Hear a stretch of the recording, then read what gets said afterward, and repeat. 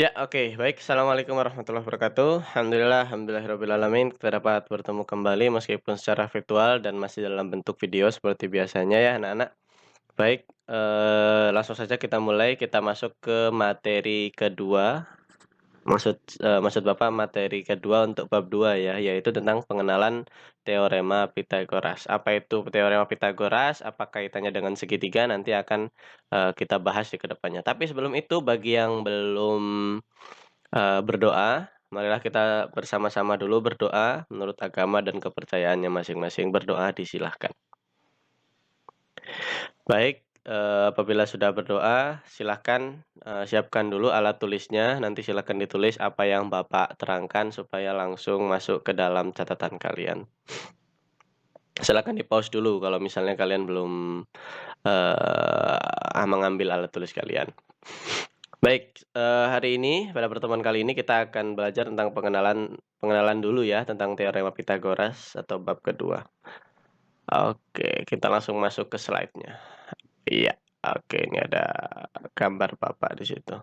Baik, tentang teorema Pitagoras. Oke. Ya, sebelumnya, Bapak ingin menjelaskan dulu apa sih teorema Pitagoras itu? Jadi, ini adalah salah satu kisah ya, salah satu contoh dari teorema Pitagoras itu seperti apa. Jadi ada Cahyono, Cahyono ini ingin main ke rumahnya Habibie. Jarak rumah Cahyono ke rumah Habibie dapat dilihat seperti gambar berikut. Nah, ini ada rumah Cahyono dan ini ada rumah Habibie. Jaraknya dia harus menempuh perjalanan sekitar 3 kilometer.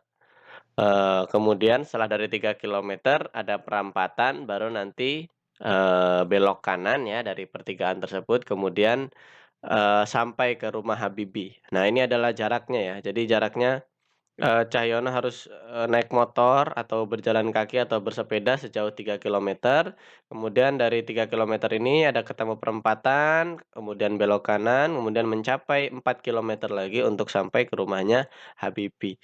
Nah, pertanyaannya, apakah ada jarak yang lebih dekat antara rumah Cahyono dan rumah Habibie? Jawabannya, ya, ada. Mana jarak yang lebih dekat? Yaitu adalah melalui ini. Ini cegat-cegatan ya. Jadi, jalan pintas antara, rumah Cahyono dengan rumah Habibie. Nah, apabila jalan pintasnya seperti ini kira-kira, kalau ini kan Cahyono harus menempuh 3 ditambah 4, 3 tambah 4 kan 7 kilometer ya. Nah, apabila lewat jalan utama dia harus menempuh 7 kilometer. Nah, apabila dia lewat jalan singkat kira-kira, butuhnya berapa kilometer ini Cahyono berjalan atau naik motornya? Maka kita bisa cari berapa panjang tanda tanya ini, berapa panjang sisi yang ini dengan menggunakan teorema Pitagoras. Jadi seperti itu.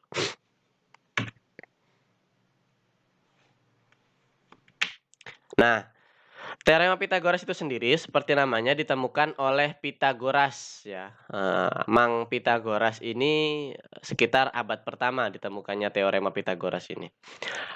Apa teorema Pitagoras itu? Jadi Pitagoras ini, si mamang-mamang Pitagoras ini menyatakan bahwa kuadrat sisi miring segitiga sama dengan jumlah kuadrat sisi tegaknya. Sekali lagi, Pitagoras menyatakan bahwa kuadrat sisi miring segitiga, segitiga kan pasti punya sisi miring tuh kalau misalnya segitiganya segitiga siku-siku. Nah, itu sama dengan jumlah kuadrat sisi tegaknya. Apa sih, Pak, maksudnya? Saya kok belum mengerti. Kita lanjut ke slide berikutnya.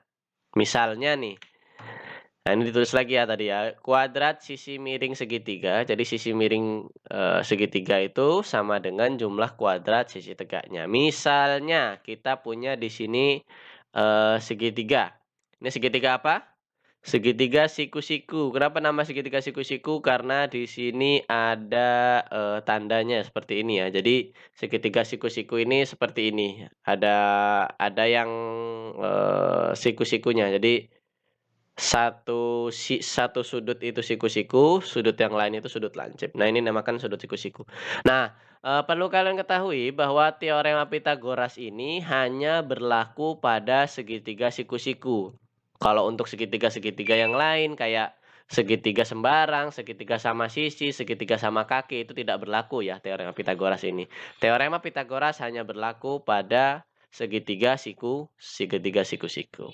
Nah, kalau ada segitiga seperti ini, kita tahu mana sisi miringnya. Sisi miringnya ini adalah hadapannya dari ini nih, hadapannya dari siku-sikunya tadi. Nah, ini itu adalah sisi miringnya. Nah, ini adalah sisi miringnya.